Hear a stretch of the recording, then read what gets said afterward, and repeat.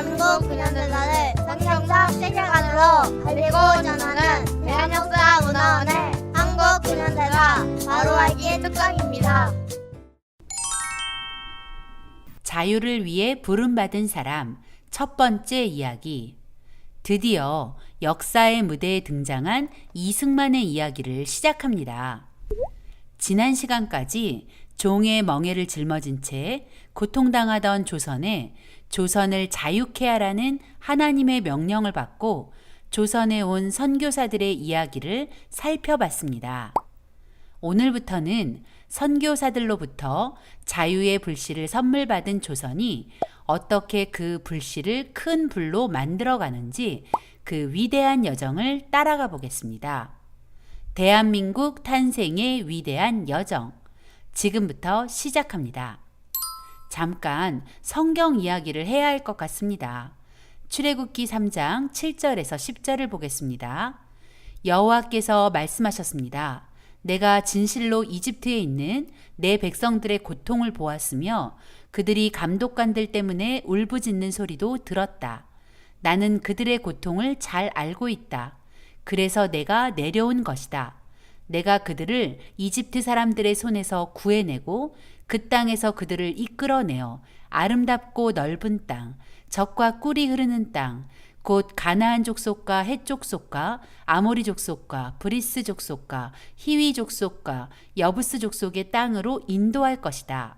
이제 이스라엘 백성들의 울부짖는 소리가 내게 들렸고 이집트 사람들이 그들을 억압한 것을 내가 보았다. 그러니 이제 너는 가거라.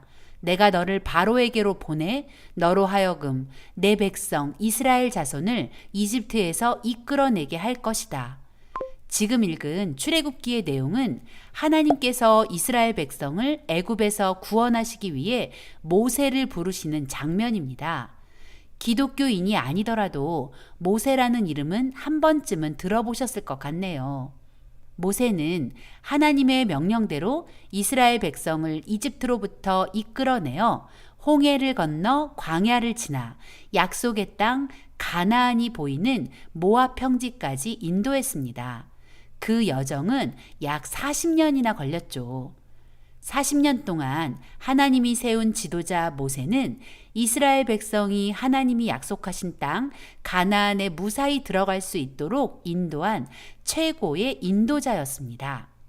우리나라에도 모세와 꼭 닮은 사람이 있다는 걸 아시나요? 우리 민족을 조선이라는 암흑의 땅에서 대한민국이라는 약속의 땅으로 인도한 그 인도자. 이 사진 오른쪽에 서 있는 사람이 바로 그 사람입니다. 이 사람은 누구일까요? 이 사람은 세종대왕의 형 양녕대군의 16대 손입니다. 1875년 3월 26일 황해도 평산에서 태어났고 신동 천재였습니다.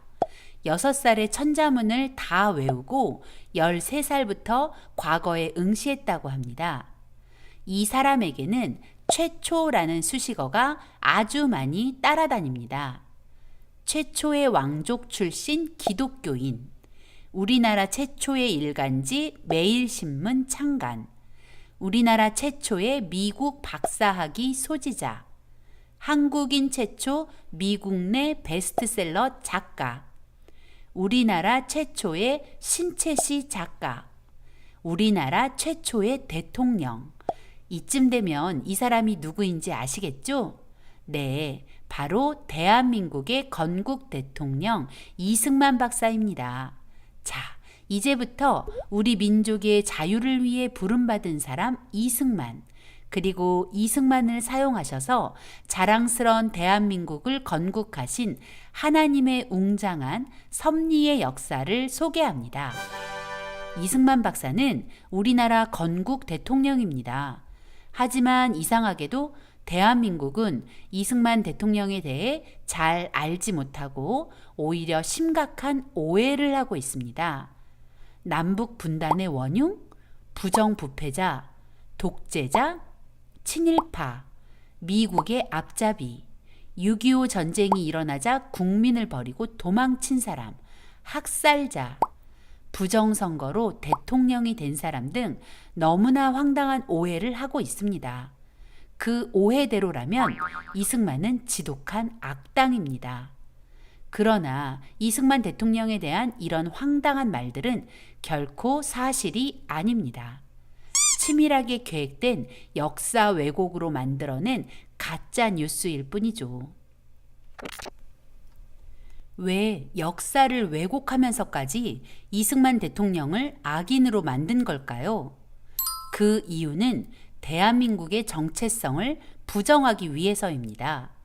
즉, 대한민국 자유민주주의 체제를 허물고 공산주의 나라를 세우려는 것이죠.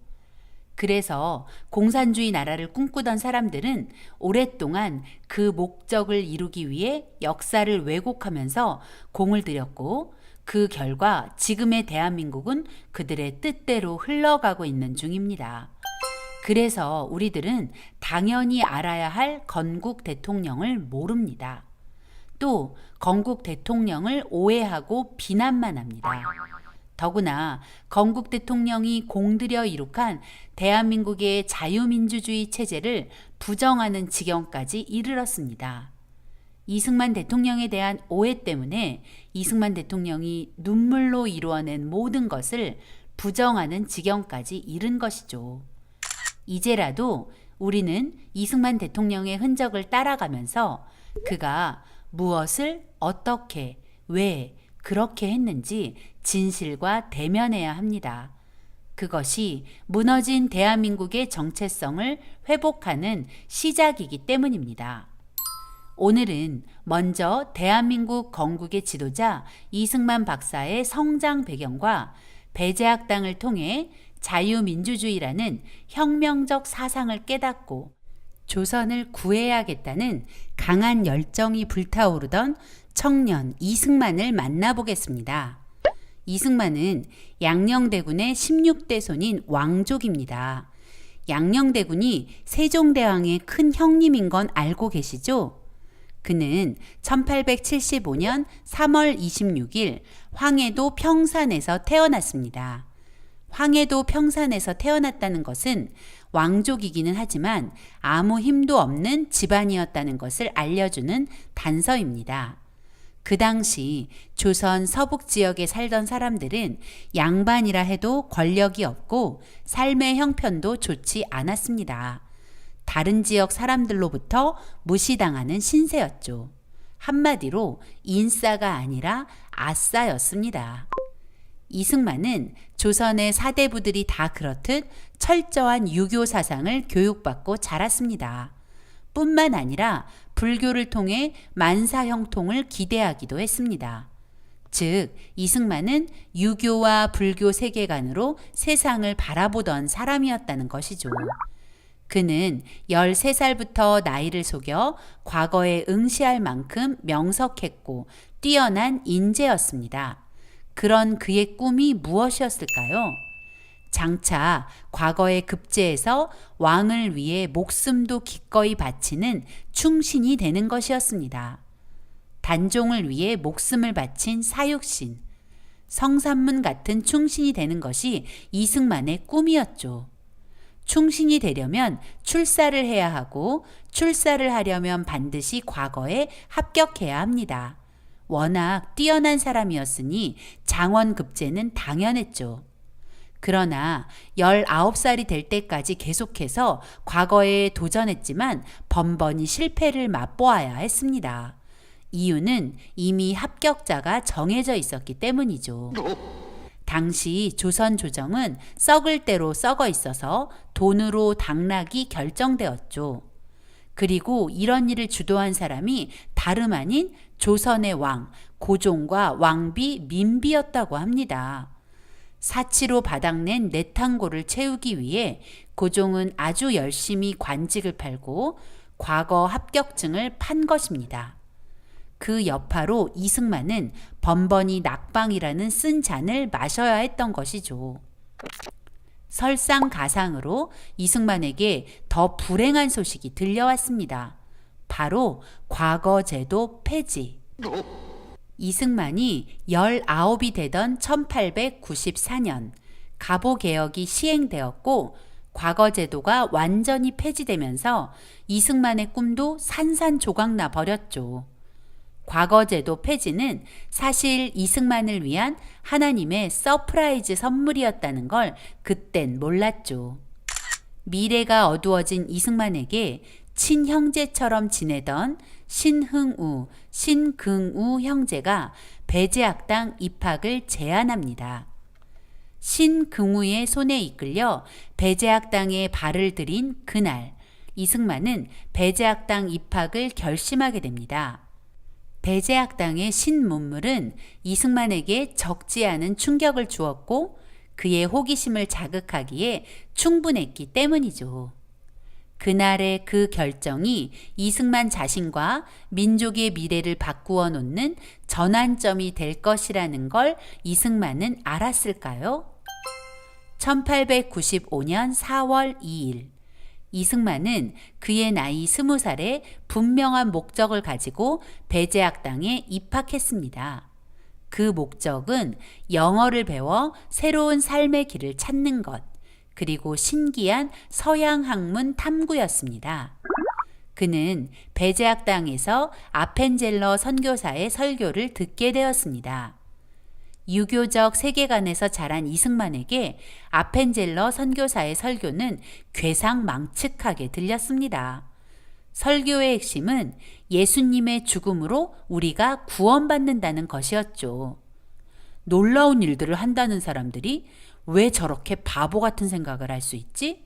어떻게 이런 터무니없는 교리를 믿는다는 말인가? 위대한 부처님을 알고 공자의 지혜를 아는 유식한 학자는 저런 교리를 믿을 수 없다. 유교를 신봉하는 자신이 현명하고 똑똑하다는 확신에 차 있었습니다. 아들이 배제학당에서 공부한다는 사실을 알게 된 이승만의 어머니는 서양 귀신 믿는 그런 학당에 들어가면 어떻게 하냐며 이승만을 걱정했다고 합니다. 그때도 이승만은 자신만만하게 저는 그들이 하는 말을 믿기에는 너무 총명해요 라고 답하며 절대 예수를 믿는 일은 없을 것이라고 어머니를 안심시켰습니다. 그러나 이승만은 결국 그 이상하다던 예수님만이 자신과 나라를 구원할 유일한 분임을 고백하게 되죠. 이승만은 아펜젤러 선교사의 설교를 잘 들으려 하지 않았습니다. 그가 설교를 듣는 이유는 선교사의 말실수를 잡아내거나 허점을 찾아내서 공격할 목적이었죠. 물론 나는 주의 깊게 들으려고 하지도 않았지만 들은 게 있다면 비판하기 위해서거나 반박하기 위해서였다라고 자신의 비망록에 고백하고 있습니다. 이승만은 배제학당에서 무엇을 배웠을까요? 그는 영어를 배울 목적으로 배제학당에 입학했다고 했었죠. 이승만의 영어 습득은 놀라울 정도로 빨랐습니다. 영어의 기초를 배우고 난 후 파이팅 선교사에게 한글을 가르치며 그의 영어 실력이 더 급속히 성장하게 되었다고 하네요. 얼마나 영어 실력이 급속히 향상되었던지 배제학당에 입학하고 6개월 만에 배제학당 신입생들의 영어 교사가 되었다고 하니 정말 놀라운 실력이죠. 그리고 졸업할 때는 졸업생 대표로 유창한 영어 연설을 해서 사람들을 놀라게 했다고 합니다. 그의 탁월한 언어 실력은 후일 한성 감옥에서 영어 원서를 읽으며 세계 정세를 파악하고 통찰력을 키워가는 중요한 도구가 되었죠. 이승만은 배제학당에서 영어보다 더 중요한 가치를 발견하게 됩니다.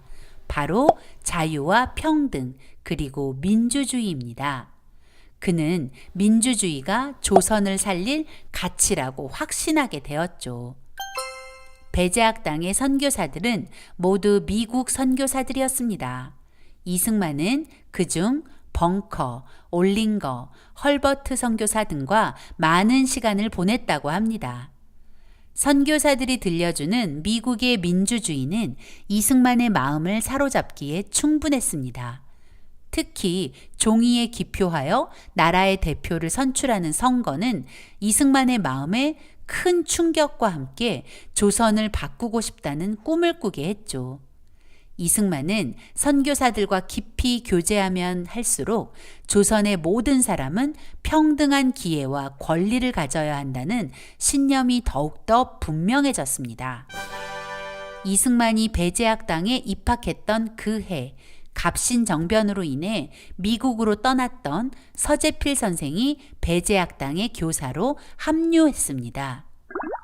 이승만은 서재필과 교제하면서 조선을 살릴 유일한 방법이 자유와 평등을 기초로 한 자유민주주의라는 것을 더욱더 확신하게 되었습니다. 이승만은 내가 배제학당에 가기로 한 것은 영어를 배우려는 큰 야심 때문이었고, 그래서 나는 영어를 열심히 공부했다. 그러나 나는 영어보다 더 귀중한 것을 배웠는데 그것은 정치적 자유이다 라고 고백했죠. 이승만은 이 중요한 가치를 마음에 품은 그날부터 조선의 민주주의가 실현되기를 기대하며 자신의 모든 것을 쏟아부어 달리기 시작했습니다. 이제 내가 이 나라를 위해 무엇이든 해봐야겠다. 이승만의 마음에는 자신이 조선을 구해야겠다는 강한 열정이 불타오르고 있었습니다. 이승만은 신문을 통해 조선 사람의 마음을 움직이려 했습니다. 협성회보의 주필로 활동하면서 조선 조정을 신랄하게 비난하기도 했습니다. 그 비난은 진실이었고 이승만의 글은 날카로웠습니다. 따라서 고종과 조선 조정의 심기를 아주 불편하게 만들었죠. 아펜젤러 선교사는 이승만을 보호하기 위해 협성회보에 글을 실기 전 자신에게 검열을 받도록 했습니다.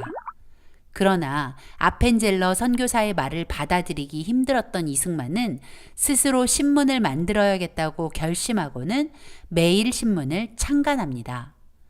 매일신문은 우리나라 최초의 민간신문으로 우리나라 신문 역사에 아주 중요한 자리를 차지하고 있습니다. 또 제국신문과 독립신문에서 주필로 활동하며 무능한 조정을 비판하고 조선 사람들의 인식을 바꾸려 노력했습니다. 그리고 독립협회를 조직하고 만민공동회라는 대중집회를 열어 사람들 앞에서 직접 연설하면서 지금 조선의 현실과 이 혼란한 상황을 극복할 방법은 오직 민주주의라는 새 가치를 받아들이는 것뿐이라며 조선 사람들을 설득했습니다. 우리는 지금 위기 가운데 있습니다. 여러 강대국이 조선을 둘러싸고 서로 조선을 집어삼키려 하는데 우리가 힘을 내서 외국의 힘을 물리치고 우리 스스로 조선을 다스릴 힘을 기릅시다 라고 말이죠. 1898년 3월 10일에 열린 만민공동회에서는 러시아 저령도 조차 반대 연설을 통해 세계 열강이 우리를 집어삼키려는 것을 보고만 있지 말고 힘을 모으라고 호소하기도 했습니다. 이승만은 신문과 만민공동회를 통해 조선을 빼앗으려는 일본, 러시아, 영국으로부터 우리나라 주권을 지키고 독립을 보존하자는 주권 수호 운동과 무능한 조정 대신들 나와라, 군주제를 개혁하자라고 외치며 입헌 군주제 개혁을 주장했습니다.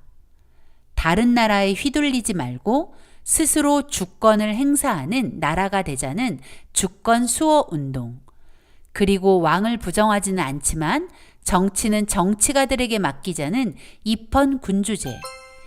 이승만의 이러한 강력한 주장에는 분명한 이유가 있었습니다. 갑신정변과 텐진조약, 그 결과물인 청일전쟁, 그리고 을미사변과 아관파천 등의 굴욕적 역사 속에서 고종과 조정 대신들은 반성 없이 점점 더 나라를 망쳐가고 있었기 때문입니다. 그런 사이 러시아와 일본은 조선을 빼앗으려 으르렁거렸습니다.